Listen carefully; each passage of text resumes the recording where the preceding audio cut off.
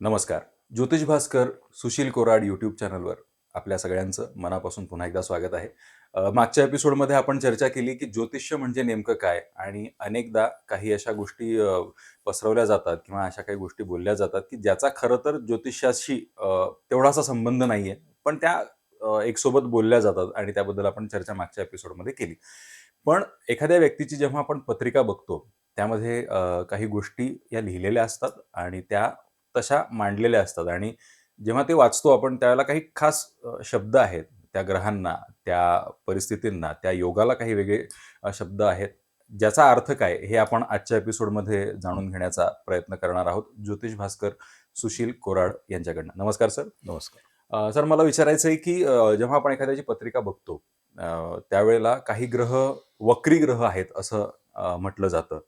तर हे वक्री ग्रह असणं म्हणजे नेमकं काय? आणि ते पण म्हणतात, की वक्री ग्रह असेल एखादा तर त्याचा परिणाम अधिक तीव्र असतो. तर हे नेमकं काय आहे? जसं मी म्हणतो, की आपल्या जन्माच्या वेळेस जी ग्रहस्थिती किंवा आकाशातल्या संपूर्ण एक स्थिती ही अ, आपण त्या पत्रिकेमध्ये, कुंडलीमध्ये बघायला सुरुवात करतो.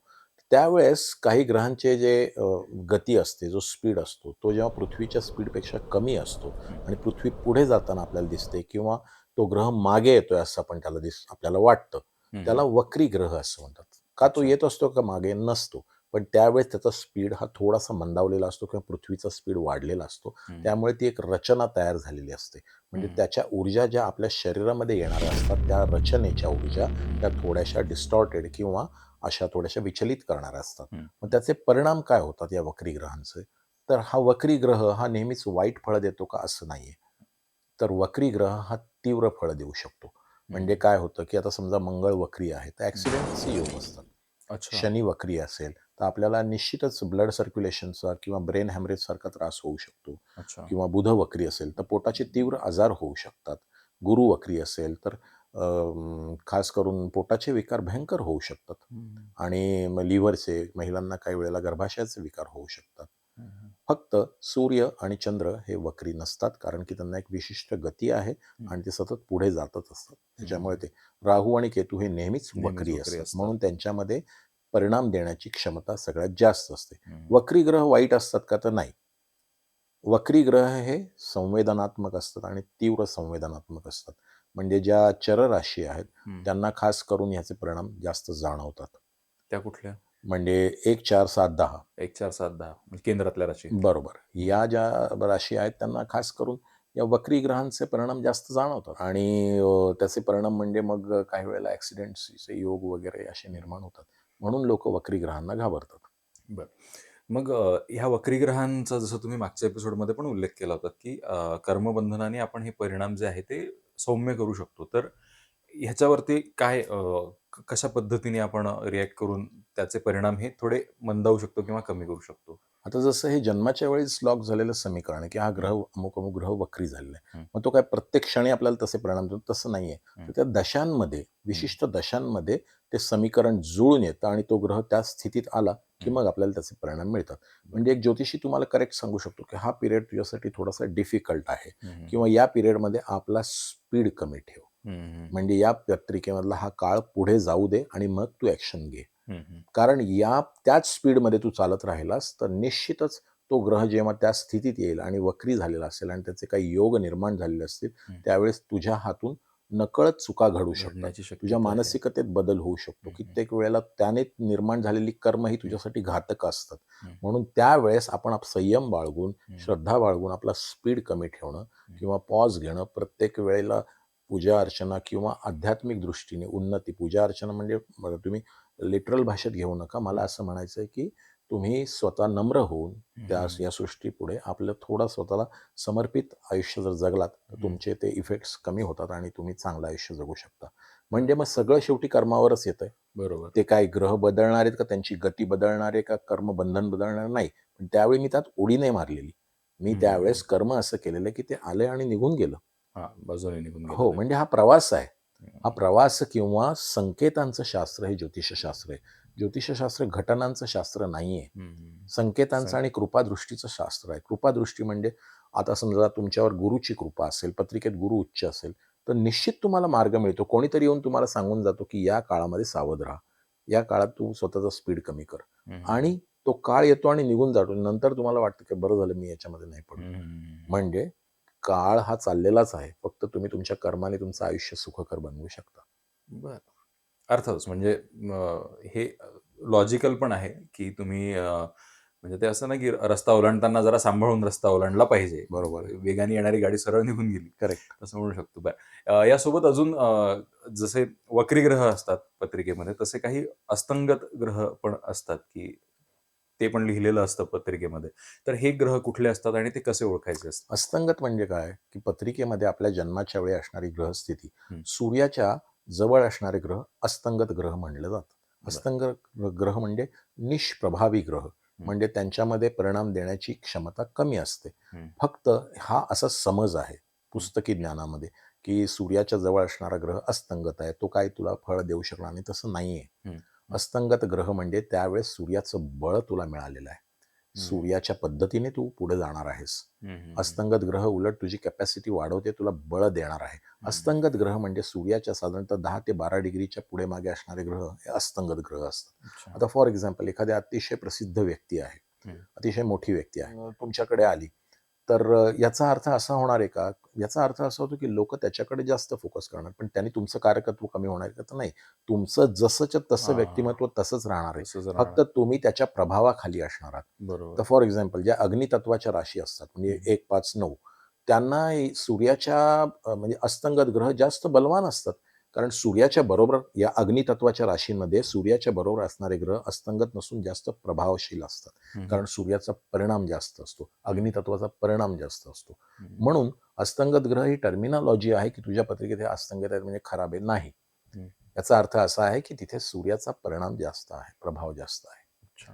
त्याच्या उलट आता ज्या पत्रिका म्हणजे फॉर एक्झाम्पल मकर राशी आहे, शनीची राशी आहे. एखादा ग्रह समजा सूर्याबरोबर असेल, तर निश्चितच त्यांना त्रास होतो. कारण या पत्रिकेचं लग्न काय आहे? ते शनीचं लग्न आहे. हं. हं. त्यामुळे तुम्हाला सूर्याच्या बरोबर असणारा ग्रह फळच देऊ शकत नाही. लग्न सगळं होल्ड करतं. लग्न अग्नितत्वाचं असेल, तर सूर्याबरोबर असणारे ग्रह जास्त चांगले देतात. हं. लग्न जर का शनीचं असेल हं. किंवा समजा आपण असं म्हणूयात, की बुधाचं असेल, तर हं. तुम्हाला तेवढी फळंही जाणवणार नाहीयेत. हं. हं. सांगायचा मुद्दा हा, की तुम्ही हे जाणून घ्यायला पाहिजे अस्तंगत म्हणजे काय? अस्तंगतला घाबरण्याचं कारण नाहीये. हं. हं. आलं लक्षात? आणि हा ग्रह मूळ पत्रिकेत अस्तंगत आहे. हं. पण गोचरीमध्ये जेव्हा तो अस्तंगत होतो, दशांमध्ये जेव्हा तो रॉंग दशेमध्ये येतो, त्यावेळेसच तुम्हाला त्याचे थोडेसे वाईट परिणाम परिणाम जाणवू येतात. शकतात. बरोबर. पण अस्तंगत ग्रह म्हणजे ग्रहांचं कारकत्व कमी झालं असं नाही. असं. उलट सूर्याबरोबर मंगळ असेल, तर मंगळाचं कारकत्व कमी होत नाही. उलट जास्त पॉवरफुल पर्सनॅलिटी होते. सूर्याबरोबर गुरु असेल, तर गुरुचं कारकत्व कमी होत नाही. पण तो व्यक्ती एक मोठा मार्गदर्शक म्हणून बनू शकतो. म्हणजे सूर्याबरोबर शनी असेल, तर तो निष्ठेने काम करू शकतो. हं. म्हणजे ही कॉम्बिनेशन्स जे आहेत ना, त्याचा एक अर्थ तुम्ही जाणून घ्यायला पाहिजेत. म्हणजे फक्त ते कॉम्बिनेशन झाले म्हणून त्याला खराब नाही समजायचं तुम्ही. बरोबर. बरं. जसं आता तुम्ही काही ग्रहांचा उल्लेख केला, की जसं सूर्य आणि गुरु एकत्र असतील, तर त्याचा परिणाम कसा चांगला असेल त्याबद्दल सांगितलं. मला हे पण विचारायचं की काही ग्रहांची एक उच्च राशी असते, नीच राशी असते. तर उच्चचा ग्रह आणि नीचचा ग्रह याबद्दल पण बोललं जातं. तर ते नेमकं कसं असतं? काय सिंपल असतं? भाषेत जेव्हा आपण पत्रिका बघतो, तेव्हा हं. एखादा ग्रह हं. आपल्यापासून 7व्या किंवा समोरच्या स्थानामध्ये नीच होतो. ओके. नीच होतो असं म्हणतात. मी नाही म्हणत. नीच होतो टेक्निकल भाषेमध्ये. म्हणजे त्याची फळ देण्याची क्षमता कमी होते. हं. उच्च ग्रह म्हणजे त्या तत्वांमध्ये असणारे ग्रह. हं. म्हणजे फॉर एक्झाम्पल अग्नितत्वामध्ये मंगळ, गुरु, सूर्य हे उच्च आहेत. पण हं. हाच जर का सूर्य तुम्हाला जलतत्वामध्ये किंवा 1 नंबरमध्ये मेष राशीत उच्च आहे, तर 7 नंबरमध्ये तो नीच झाला. हं. हे झालं टेक्निकल. पण इज इट करेक्ट? नो. हं. It is not correct. आता फक्त म्हणजे समजा तुम्ही निसर्ग कुंडली पाहिली. हं. निसर्ग कुंडलीत पहिल्या स्थानात 1 आकडा आला. निसर्ग हं. कुंडलीत मेष राशी आहे. बरोबर. म्हणजे तिथे सूर्य उच्च आहे. पण हं. तोच सूर्य तुम्हाला पत्रिकेमध्ये तुला राशीमध्ये म्हणजे 7 7व्या नंबरमध्ये दिसला, म्हणजे नंबरमध्ये. पश्चिम दिशेला दिसला. ही पूर्व दिशा आहे, तर पश्चिम दिशा. तर तुम्ही त्याला हां. म्हणता की नीच आहे. तसं नाहीये. याचा अर्थ असा आहे की तुमच्या पत्नीचं स्वरूप असं असणार आहे की ती अत्यंत बुद्धिमान आणि कर्तृत्ववान असणार आहे. तिला उष्णतेचे थोडे त्रास असणार आहेत, पण तिच्यामध्ये स्वकर्तृत्वाने पुढे यायची क्षमता असणार आहे. हं. हं. फक्त ग्रह नीच झाला म्हणजे तुम्ही त्याला असं नीच झाला टेक्निकल भाषेत कुठलेही ग्रह उच्च होत नाहीत की नीच होत नाहीत. हं. हं. त्यांची कारकत्व या तत्वांमध्ये विकसित झालेली असतात. हं. हं. म्हणजे तत्वांचा अभ्यास आणि त्या ग्रहांचे कारकत्व या हं. दोघांचा अभ्यास करून तुम्हाला प्रेडिक्ट करता आलं पाहिजे, की हा ग्रह उच्च आहे का नीच आहे. हां, म्हणजे त्यावरून तुम्ही ठरवू शकता, की त्याचे परिणाम कसे व्यक्तीला ऑफकोर्स. कारण मिळतील. काय असतं, की पुन्हा त्याच्यामध्ये नक्षत्रांचा रोल हा आहेच, येतोच. आहेच. बरोबर. आणि बुध आता फॉर एक्झाम्पल म्हणलेलं आहे, की बुध हा पत्रिकेमध्ये समजा सूर्याच्या अगदी जवळ आहे. तर तुम्ही म्हणाल, की अस्तंगत आहे किंवा तो हे बघा कुठलीही पत्रिका काढा. बुध हा सूर्यापासून फक्त 28 डिग्री अ, अ, मागे-पुढे. जास्तीत जास्त जाऊ शकतो लांब. बरोबर. का म्हणून तुम्हाला प्रत्येक पत्रिकेत तो पुढे-मागेच दिसेल सूर्याच्या. मग तो काय तो नेहमी अस्तंगत झाला का? खरा असं नाहीये. बरं. यू हॅव टू अंडरस्टँड हं. की हे फक्त रचना आहे आणि त्या लग्नावरनं म्हणजे त्या कारकत्वावरनं तुम्ही त्याला एनालिसिस त्याचं करू शकता. हं, हं, हं. समजलं? बरोबर. बरं. या पलीकडे अजून मग उच्च-नीचाबद्दल आपण बोललो. मित्रग्रह बऱ्याचदा म्हटले जातात, की हे 2 ग्रह मित्रग्रह आहेत, हे 2 ग्रह शत्रुग्रह आहेत. तर ते नेमकं काय आहे? बरोबर आहे. मित्रग्रह किंवा शत्रुग्रह ही टर्मिनॉलॉजी किंवा हे काय आहे समीकरण? हं, कसं असतं, की आता फॉर एक्झाम्पल ज्या जोड्या दिलेल्या आहेत म्हणजे सूर्य आणि शनी हं, किंवा चंद्र आणि शनी हं, किंवा बुध आणि मंगळ हं, किंवा गुरु आणि शुक्र यांना शत्रुग्रह म्हटलेलं आहे. हं, हे वेगवेगळे प्रकार आहेत ऊर्जेचे किंवा कारकत्वाचे. म्हणजे त्यांची जी कार्य करायची पद्धत आहे किंवा त्यांचे जे स्वभाव गुणधर्म आहेत, निसर्गतः त्यांना दिलेले आहेत, ते वेगवेगळे आहेत. म्हणून त्यांना शत्रुग्रह आणि मित्रग्रह असं म्हटलेलं आहे. हं, आता यांची जोडी तुम्ही फक्त गोचरीमध्ये लावू शकता, की हं, समजा बुध ग्रह मंगळाच्या ठिकाणी आलेला आहे आणि कारकत्व पत्रिकेमध्ये बुधाचं जास्त आहे आणि तो मंगळाच्या स्थानामध्ये आलेला आहे. तर हं, तुम्हाला थोडासा त्रास हा होणार आहे. हं. पण दशांमध्ये ते तुम्ही तसं लावू शकत नाही. दशांमध्ये समजा बुध मंगळ आले एकत्र, तर हा व्यक्ती कम्युनिकेशन स्किल्स, मॅथेमॅटिक्स याच्यामध्ये टॉप क्वालिटी जाऊ शकतो. टेक्नॉलॉजीच्या अच्छा. क्षेत्रात छान काम करू शकतो. म्हणजे बरं. दशांमध्ये तुम्ही त्याचे मित्रत्व आणि शत्रुत्व बघायचं नसतं, त्याचं कारकत्व बघायचं असतं.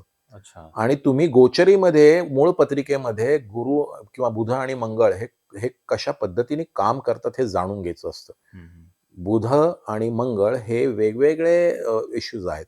एक आहे प्रचंड कारकत्वाचा उष्णतेचा आणि एक थोडंसं चांचल्य किंवा हं. ज्याच्यामध्ये डिसिजन मेकिंग कमी आहे, असं त्याचं कारकत्व आहे. त्याच्यामुळे मंगळाचं आणि बुधाचं शत्रुत्व आहे असं समज. शत्रू हं. नसून हे वेगवेगळे रचना म्हणजे आहेत फक्त. विपरीत स्वभाव आहेत. बरोबर, स्वभाव आहेत. हं, बरोबर.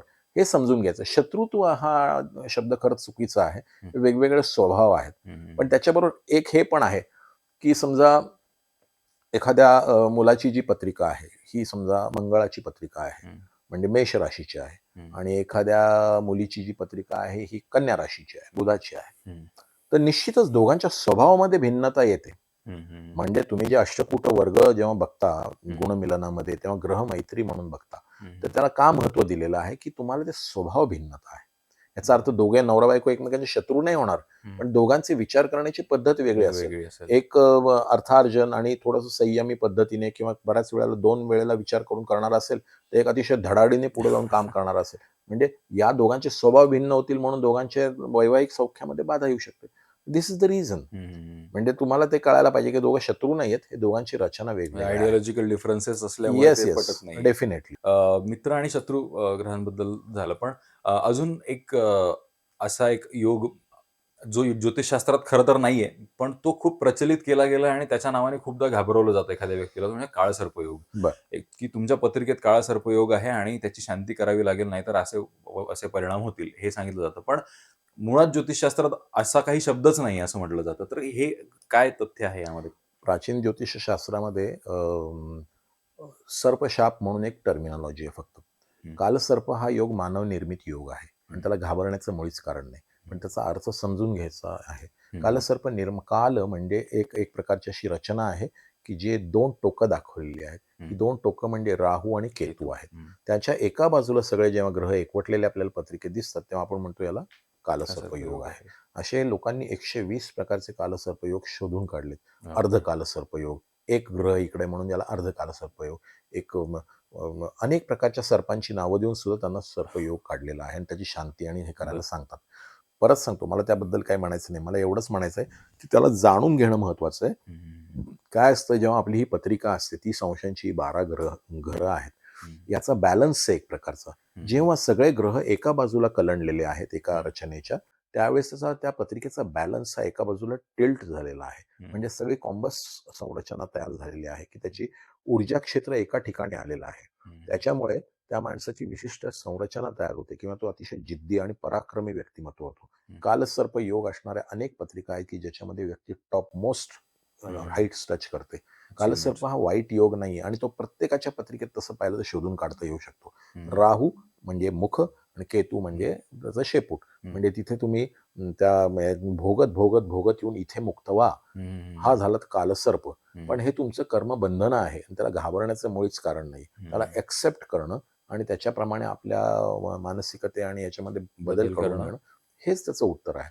त्याची शांती करायची म्हणजे काय करतात की लोक त्या कालसर्प योगाच्यासाठी बऱ्याच वेळेला यज्ञ करतात, पूजापाठ करतात, विशिष्ट ठिकाणी जातात.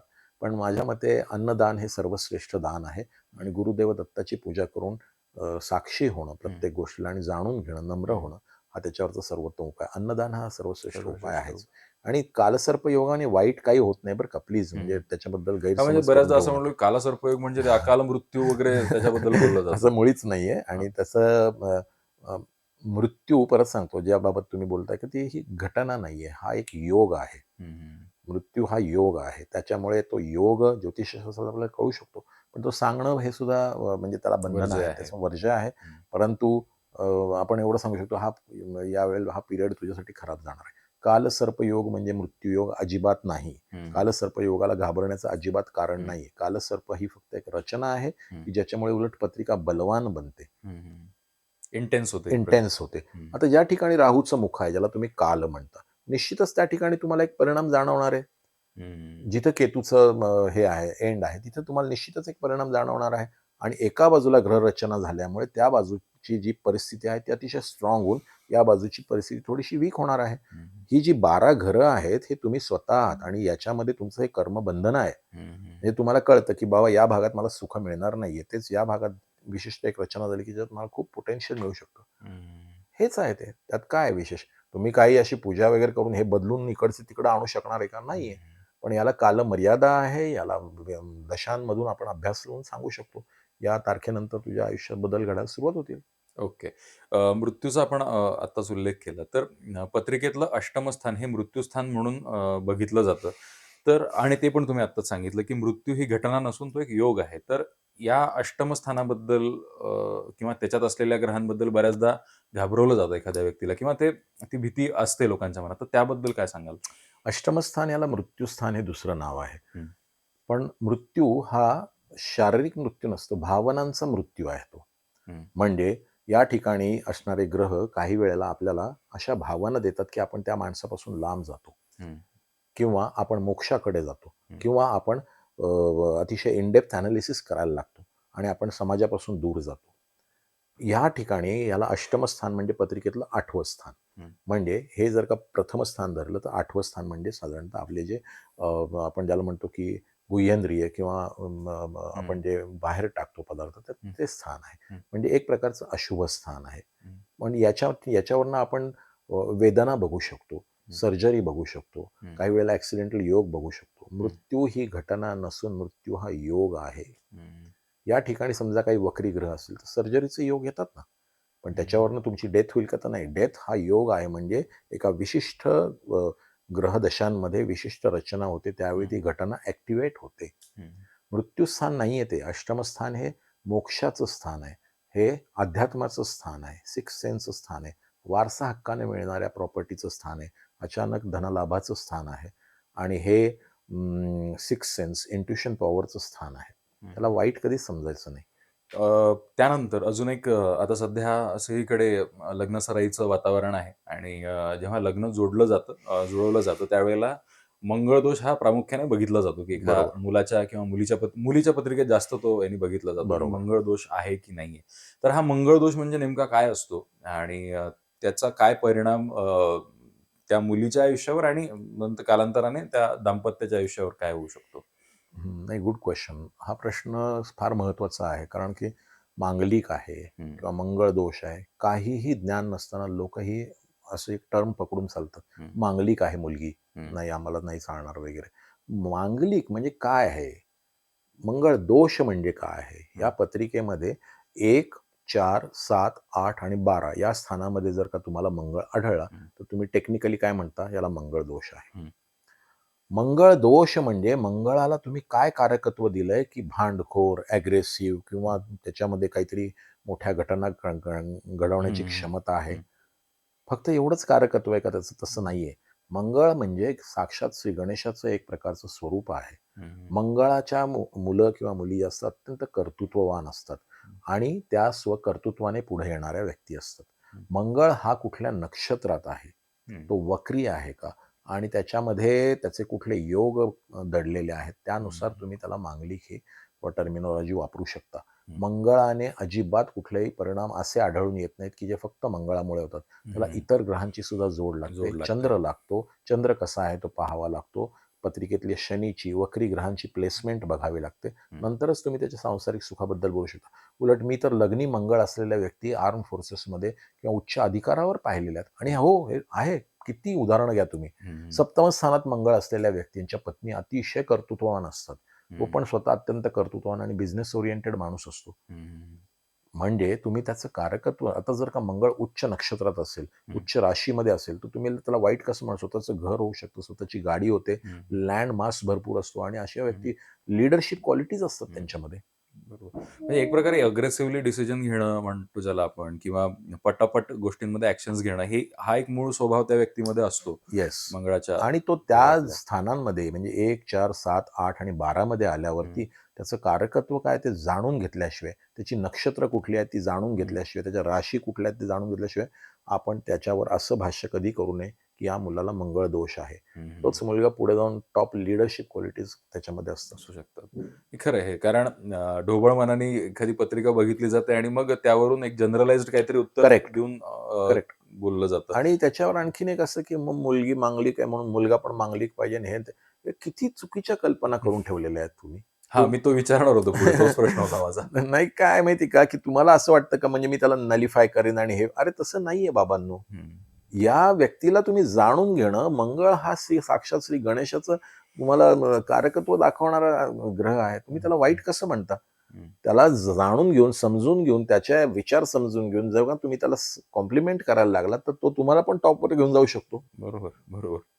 म्हणजे तुम्हाला त्याच्यासोबत त्या एनर्जी सोबत अलाईन होणं गरजेचं आणि आहे. कसं आहे, की हं, ग्रहांपेक्षा तुमचं लग्न हे तुमचं आयुष्य दर्शवत असतं. बरोबर. लग्न म्हणजे सगळं आहे. जसं मी म्हणतो, की लग्न गाठ आहे, लग्न बिंदू आहे. तिथे क्वांटम कोड आहे तुमचा, की तुम्ही कसे वागणार आहात. तुमचं रंग, रूप, वर्णन, रोगप्रतिकारक क्षमता, तुमची पर्सनॅलिटी तुमचं लग्न ठरवतो. हं, कुठला ग्रह नाही ठरवत. बरोबर. ग्रह हा नक्षत्रांशी बांधील आहे आणि तो तुमच्या पूर्वसंचिताप्रमाणे फक्त इंडिकेटर आहे, की इथे तू स्ट्राँग आहेस, इथे हे त्याचं कारक होतं, इथे त्याचं कारक होतं. तर समजून घेणे महत्वाचं आहे ना. बरोबर. आता लग्नाचाच विषय सुरू आहे. तर एक अनेक मुलांच्या पत्रिकेमध्ये किंवा लोकांच्या पत्रिकेमध्ये द्विभार्या योग एक असतो. तर हा योग कधी निर्माण होतो आणि त्याबद्दल पण बरेच गैरसमज असतात. त्याबद्दल काय सांगाल? येस, हा प्रश्न याच्याशीच रिलेटेड आहे. हं, पत्रिकेमध्ये सप्तम स्थान हं, हे पर्टिक्युलरली जसं पश्चिम दिशा म्हटलेलं आहे हं, किंवा वैवाहिक सौख्याचं किंवा जननेंद्रियांचं स्थान आहे. या ठिकाणी असणारे पापग्रह, पापग्रह म्हणजे वक्री ग्रह किंवा तीव्र ग्रह किंवा शनी वक्री, गुरु वक्री, मंगळ वक्री, सूर्य, राहू, केतू असे जेव्हा तिथे आपल्याला दिसतात, हं, त्यावेळेस आपल्याला असं समजतं, की या पत्रिकेमध्ये वैवाहिक सौख्य कमी आहे. हं, मुळातच या पत्रिकेत नाहीये. आणि त्याच्यामध्ये पुन्हा म्हणजे यांच्यापैकी काही ग्रह तिथे आणि दुसऱ्या बाजूला शुक्राचे योग राहू बरोबर असतील किंवा शुक्र नेपच्यून बरोबर असेल किंवा शुक्र हा मंगळाबरोबर असेल, तर एकापेक्षा जास्त संबंध येतात. हं, द्विभार्या योग म्हणजे 2 लग्न होणारा योग असतो. हं. सिंपल भाषेत सिंपल सांगायचं तर. भाषा. हां. पण त्याचं असं आहे, की लग्न हा फक्त असोसिएशन आहे. सप्तम स्थानात असणारा केतू किंवा वक्री ग्रह हे पहिल्या विवाहातून सुख लाभूच देत नाही किंवा हर्षल, हं, वक्री हर्षल सप्तम स्थानात. विवाह होतानाच त्रास होतो किंवा झाला की विदिन सम पिरियड तो ब्रेक होतो. हं, हे अगदी प्रूव्हन आहे. हं, काही वेळेला शुक्र-केतू ही अशी एक रचना आहे, की तुम्हाला सुखच लाभत नाही. हं, विवाहातून किंवा असोसिएशनमधनं. मुलं लग्नालाच नकार देतात. लग्न झालं तरी त्यांना त्याचं सुखच लाभत नाही. हं, हं, आणि सप्तमात असणारा वक्री हर्षल, वक्री शनी किंवा केतू, वक्री मंगळसुद्धा हं, हं. हे असे प्रकार घडतात, की ज्याच्यामुळे डायव्होर्स वगैरे या गोष्टी होतात. यालाच द्विभार्या योग पत्रिकेवरनं बघणं असं म्हणतात. त्यामुळे तो बघणं फार गरजेचं आहे लग्न निश्चित ठरवत बघणं असताना. गरजेचं आहे लग्न ठरवताना. म्हणून म्हणतो ना, फक्त गुणमिलनावर जाऊ नका. तुम्ही त्या हं. पत्रिकेचा अभ्यास करून करेक्ट सांगू शकता, की या पत्रिकेत हा योग आहे हं, हं, हं. आणि त्याबरोबर जर का दशा आली, जोपर्यंत दशा येत नाही तशी पूरक किंवा त्याला घडवणारी दशा येत नाही, हं. तोपर्यंत लग्न चांगलं चालतं. पण जेव्हा दशा बदलते, त्यावेळी तो ॲक्टिव्हेट होतो. आणि मग त्याचे अजून तीव्र आणि तीव्र इंटेन्स परिणाम परिणाम मिळायला बघायला. सुरुवात होतात आणि नंतर गोचरीने पुन्हा ते तिथं येतात. त्यावेळेस तो ॲक्टिव्हेट पूर्णपणे होतो. हं. म्हणजे मूळ पत्रिकेत असणारं पोटेन्शियल, येणाऱ्या दशांचा क्रम हं, आणि गोचरीने नंतर तो ग्रह तिथे आला, हं. मग इफेक्ट मिळाला. बरोबर. त्यामुळे ह्या सगळ्या गोष्टी खूप ॲडव्हान्समध्ये किंवा आधीच बघून मगच पुढे आपलं पाऊल टाकणं कधीही योग्य निश्चित, असेल. निश्चित. बरं. या सगळ्या विषयांवर आपण चर्चा केली, पण ज्योतिषामध्ये अजून करण हा एक असा विषय आहे, की त्याच्याबद्दल फारसं कुठे ऐकायला मिळत नाही. मला त्याबद्दल जाणून घ्यायचं, की करण हां, म्हणजे नेमकं काय करण असतं? म्हणजे काय? जसं आपण म्हणतो पंचांग हे 5 अंगांनी बनलेले तिथी, वार, नक्षत्र, योग आणि करण. हं, करण म्हणजे काय आहे? किंवा करणाची शांती जन्मतः किंवा का करतात? हं, तर करण म्हणजे तिथीचा अर्धा भाग. म्हणजे ज्यावेळी तुम्ही जन्म घेता, त्यावेळेस ज्या कर्णावर तुम्ही जन्म घेता, त्याला एक विशिष्ट गुणधर्म आहे. ती एक हं, रचना आहे, की हं, सृष्टीमध्ये निर्माण झालेली, की ज्याच्यात तुम्ही उतरलेला आहात. हं, हं, हं, म्हणजे आता सूर्यापासून पृथ्वी समजा 12 डिग्री पुढे गेली, की एक हं, तिथी निर्माण झाली. अशा 15 तिथींचा एक पक्ष, शुक्ल पक्ष हं. 180 डिग्री आणि पुन्हा 15 डिग्रीचा दुसरा कृष्ण पक्ष कृष्ण 180. पक्ष. आता ही सूर्यापासून चंद्र पुढे गेला 12 डिग्रीने, त्याचा निम्म करा तुम्ही म्हणजे 6 डिग्री करा. तो एक कर्ण निर्माण झाला. त्या हं, कर्णांना विशिष्ट गुणधर्म आहेत. हं, आता या गुणधर्मांपैकी एका काही विशिष्ट अशा कर्णांमध्ये फॉर एक्झाम्पल विष्टिकरण, हं, एकच उदाहरण राहतो. त्याच्यात तुमचा जन्म झालेला आहे. म्हणजे काय? तर त्यावेळेस अशी एक रचना आहे सृष्टीमध्ये निर्माण झालेली, हं, की ज्याचे परिणाम तुमच्या शरीरात आणि मानसिकतेत लॉक होतात. हं, म्हणजे मग अशा व्यक्ती रिलेशनशिप्समध्ये सक्सेस होताना फार त्रास होतो त्यांना. हं, म्हणून मग त्याची शांती करतात आणि हे करतात. त्याचा अर्थ काय आहे? पत्रिकेतील शनी, गुलिक, मांदी यांची त्यावेळची विशिष्ट रचना. हं, त्याचा परिणाम काय होतो? तर हा माणूस अगदी नक्की रिलेशनशिप्समध्ये अनसक्सेसफुल होतो. हं, मॅरिड लाईफमध्ये किंवा स्ट्रगल करतो. हं, हं, हं, म्हणजे मग त्याला आपण पूजा करून त्याला बदलू शकतो का? तर नाही बदलू शकत. हं. पण मग परत तेच, की हा कधीपर्यंत राहणार आहे? तर हं. त्याला कालबंधनं आहे. बरोबर. म्हणजे मग परत मग ते दशांचं गणित, करेक्ट. दशा आणि गोचराचं एक्झॅक्टली गणित करेक्ट. त्यामध्ये आलं. अर्थात. त्यामुळे ह्या सगळ्या म्हणजे कारण करण हा शब्द याबद्दल फारसं मी कोणाला बोलताना ऐकलंच नाही. त्यामुळे बरोबर. आज तुम्ही याबद्दल अगदी, सांगितलं. अगदी. म्हणजे अगदी तुम्हाला म्हणजे प्रेक्षकांना मला म्हणायचं की तुमच्या कॅलेंडरमध्ये पण लिहिलेलं असतं. जेव्हा तुम्ही ॲक्चुअली पंचांग बघता किंवा त्यामध्ये ते करण बरोबर, लिहिलेलं असतं बरोबर, व्यवस्थित. बरोबर, त्यावरून आपल्याला कळतं बरोबर. की काय आहे आजचं करण. तर नाही ॲक्चुअली कारण काही वेळेला म्हणजे सॉरी टू इंटरप्ट पण हं, काही वेळेला म्हणजे आता लोकं येतात माझ्याकडे, की "सर मला हे काढून द्या, आता सीझरच करायचं आहे, तर तुम्ही मला वेळ काढून द्या." त्यावेळी मला हे बघावं लागतं बघावं लागतं. किंवा कुठलं नक्षत्र आहे, कुठलं करण आहे. मग त्यांना आपण पिरियड काढून देतो, की यावेळेस यू कॅन ऑपरेट. हं, हं, हं. पण कारण काय माहिती का, की काही-काही कर्ण हे ड्रास्टिक इफेक्ट देतातच. काही-काही नक्षत्र हे ड्रास्टिक इफेक्ट इफेक्ट देतातच. देतातच. जर तुम्हाला सीझरच करायचं असेल, हं. तर मग तुम्ही त्याप्रमाणे थोडंसं हे करू शकता. टोटॅलिटीमध्ये कर्मबंधन बदलतं का? नाही बदलत. नाही पण बदलत. ॲट तुम्ही काही विशिष्ट रचना तर बदलू शकता तुमच्या कर्माने. हं. बरोबर. अगेन कर्माला महत्त्व आलं. कर्माला महत्त्वाचं. अर्थातच म्हणजे ते कर्म म्हणजे एंड ऑफ द डे तुम्ही सगळं काही जे काही आता आपण जी काही चर्चा केली किंवा ह्या सगळ्या गोष्टींना एकच गोष्ट जागेवर आणू शकते ती म्हणजे तुमचं कर्म. साक्षी भावाने केलेलं साक्षी कर्म. भावाने केलेलं कर्म तुम्हाला या सगळ्या गोष्टींमधनं तारू शकतं येस. आणि सहज तुम्हाला त्या तुमच्या आयुष्यातलं जे मार्गक्रमण आहे ते सहज करून देऊ शकतं. त्यामुळे आज मला असं वाटतं, की तुम्ही आतापर्यंत तुमची पत्रिका बघितली असेल, कोणाची पत्रिका बघितली असेल, लग्नसराईच्या या सगळ्या वातावरणामध्ये तुम्ही अनेक चर्चा ऐकल्या असतील. त्यातल्या बऱ्याच शब्दांचा अर्थ काय हे आज तुम्हाला आजच्या एपिसोडमध्ये नक्की कळलं असेल, अशी मला खात्री आहे. एपिसोड कसा वाटला? कमेंट्समध्ये तुमच्या प्रतिक्रिया आम्हाला नक्की कळवा आणि तुमचेही काही वैयक्तिक प्रश्न असतील, ज्याबद्दल तुम्हाला मार्गदर्शन हवं असेल, तर ज्योतिष भास्कर, सुशील कोराड सरांना तुम्ही डिस्क्रिप्शनमध्ये दिलेल्या नंबरवरती संपर्क करून तुमच्या शंकांचं निरसन नक्कीच करू शकता. कसा वाटला एपिसोड? कमेंट्समध्ये नक्की सांगा. सबस्क्राईब करा आणि बघत राहा ज्योतिष भास्कर, सुशील कोराड यूट्यूब चॅनलला. धन्यवाद. थँक